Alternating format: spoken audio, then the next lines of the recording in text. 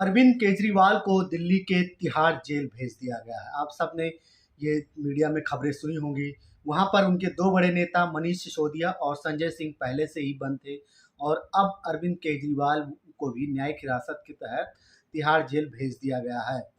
उन्हें बेल नहीं मिली है। तो अरविंद केजरीवाल को शराब घोटाले का जो भ्रष्टाचार हुआ था उसको लेकर आरोप है। अब हम आपको बताते हैं कि आखिर ये शराब घोटाला क्या है, जिसके तहत जो आम आदमी पार्टी है उसके कई बड़े नेता उसी घोटाले की वजह से आज जेल में बंद है। सबसे पहले हम आपको बताते हैं कि नई दिल्ली की शराब नीति क्या थी, उसके बारे में बताते हैं। यहीं से सारी कहानी की शुरुआत होती है। दरअसल जब कोरोना काल चल रहा था तो 17 नवंबर 2021 को दिल्ली सरकार ने राज्य में नई शराब नीति लागू की दिल्ली में। इसके तहत दिल्ली में 32 जोन बनाए गए और हर जोन में 27 दुकानें खुलनी थी, शराब की दुकानें खोलनी थी। 32 जोन बनाए गए और हर जोन में 27 दुकानें खुलनी थी। इस प्रकार कुल मिलाकर दिल्ली में 849 नई दुकानें शराब की खुलनी थी। इससे पहले दिल्ली में जो है वो शराब की 60% जो दुकानें थी वो सरकारी थी और 40% प्राइवेट थी।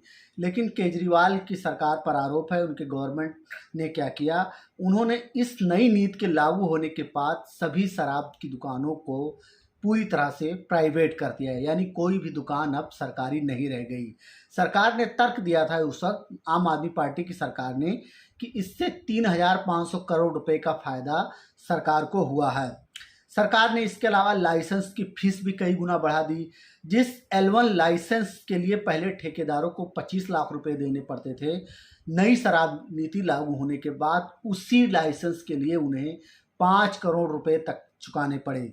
इससे एक नया घोटाला सामने आया कि जो छोटे छोटे ठेकेदार थे शराब के, उनका महत्व खत्म हो गया, क्योंकि 5 करोड़ हर ठेकेदार के पास नहीं होते। इससे जो बड़े शराब माफिया थे उनकी तोती बोलने लगी, उन्होंने मनमाने तरीके से अपने शराब की दुकानें खोली।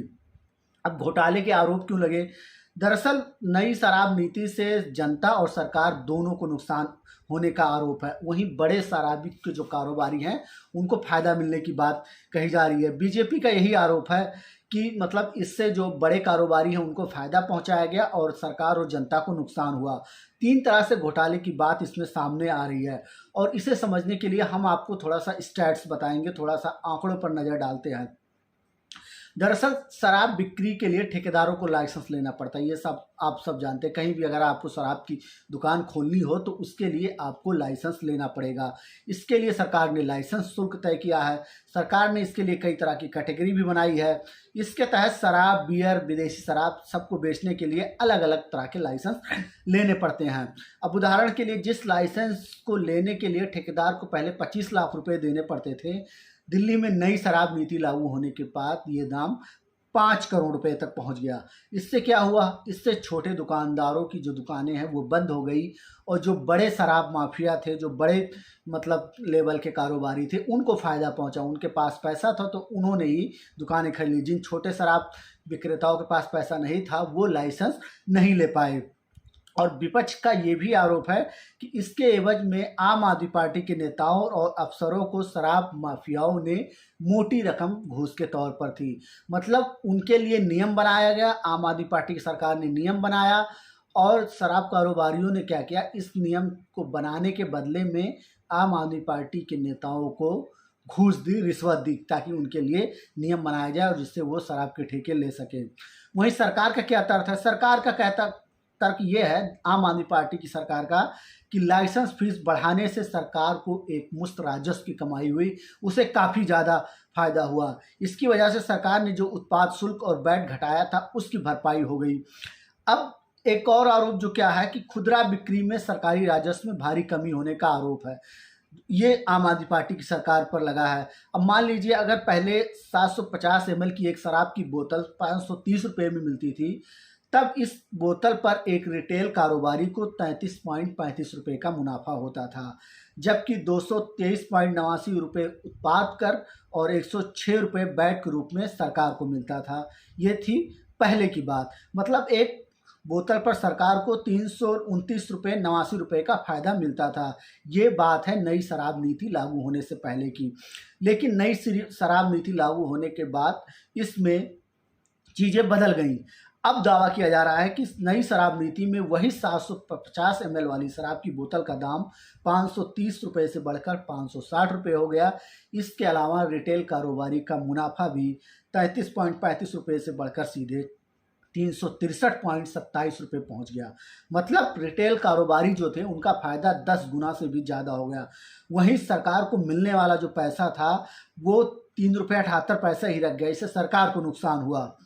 अब इस घोटाले की जांच कैसे शुरू हुई?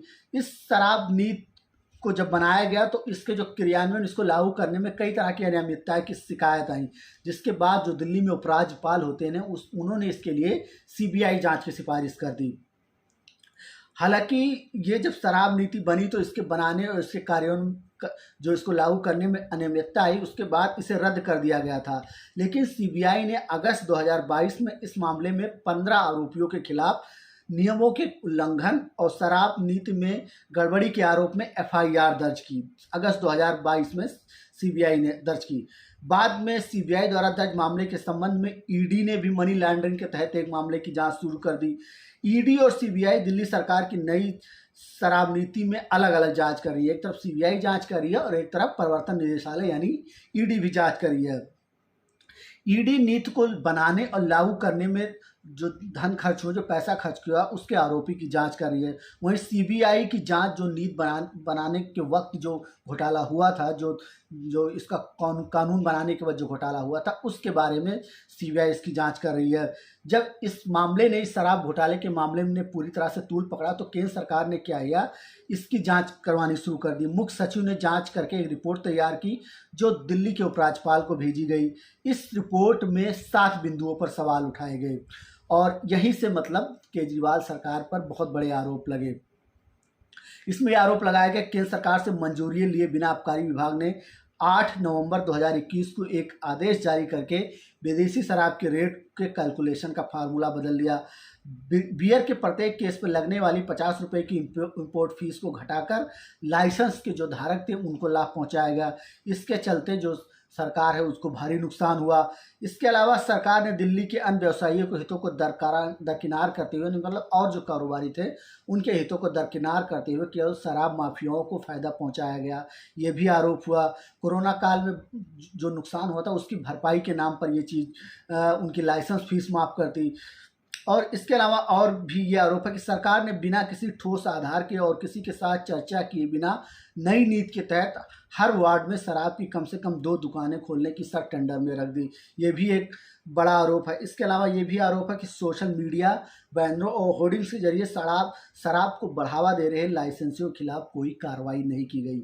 ये दिल्ली एक्साइज नियम 2010 के नियम 26 और 27 का उल्लंघन है। और इसके अलावा और भी कई सारे जो मतलब आरोप हैं आम आदमी पार्टी की सरकार पर लगाए गए और इसी वजह से मतलब इनके एक एक नेता को गिरफ्तार किया गया।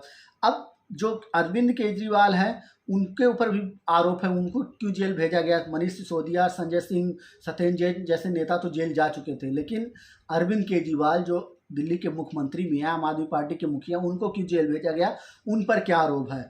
तो उन पर आरोप यह है कि आबकारी घोटाले के जो आरोपी हैं इंडो स्पिरिट के डायरेक्टर समीन महेंद्रू ने, उन्होंने पूछताछ में ईडी को बताया कि अरविंद केजरीवाल के बेहद करीबी विजय नायर से उनकी मुलाकात फेस टाइम ऐप यानी वीडियो कॉल के जरिए हुई थी, जिसमें अरविंद केजरीवाल ने उनसे बोला था कि विजय नायर उनका आदमी है और उन्हें नायर पर भरोसा रखना चाहिए।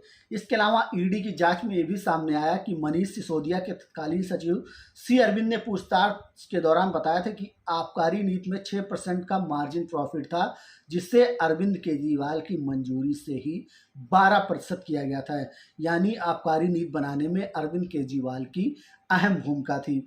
इसके अलावा ये भी आरोप यह है कि केजरीवाल के घर पर इसको लेकर सारी मीटिंग हुई थी, मतलब नई आबकारी नीति को लेकर जो कैबिनेट की बैठक हुई थी वो अरविंद केजरीवाल के घर पर हुई थी। इसी को लेकर ईडी बार बार उन्हें समन भेज रही थी, पूछताछ के लिए बुला रही थी और अंततः उन्हें गिरफ्तार कर लिया गया। अब हम आपको बताते हैं कि संजय सिंह जो आम आदमी पार्टी के बड़े नेता, वो क्यों गिरफ्तार हुए थे। दरअसल शराब नीति घोटाले में संजय सिंह का नाम पहली बार दिसंबर 2022 में सामने आया था। तब ईडी ने आरोप पत्र में कारोबारी दिनेश अरोड़ा के बयान के हिस्से के रूप में आम नेता के नाम का उल्लंघन किया था। एजेंसी ने दावा किया कि दिनेश अरोड़ा ने बताया कि वो शुरू में संजय सिंह से मिले थे, जिनके जरिए वो बाद में रेस्तरां में पार्टी के दौरान मनीष सिसोदिया से भी मिले। आरोप पत्र में कहा गया, संजय सिंह के कहने पर चुनावों के लिए पार्टी फंड इकट्ठा करने के लिए सिसोदिया को पैसे देने की व्यवस्था करनी थी। अरोड़ा के हवाले से शिकायत में यह भी कहा गया कि उन्होंने सिसोदिया से 5-6 बार बात की और संजय सिंह के साथ केजरीवाल से उनके आवास पर मुलाकात की। यही सब वजह है कि अरविंद केजरीवाल पर भी शिकंजा कस गया और अब उन्हें तिहाड़ जेल भेज दिया गया है, जहां वो अगले सुनवाई तक जेल में रहेंगे। अगर उनको बेल मिलती है तो वो बाहर आएंगे, नहीं बेल मिलती है तो वो बाहर नहीं आ पाएंगे।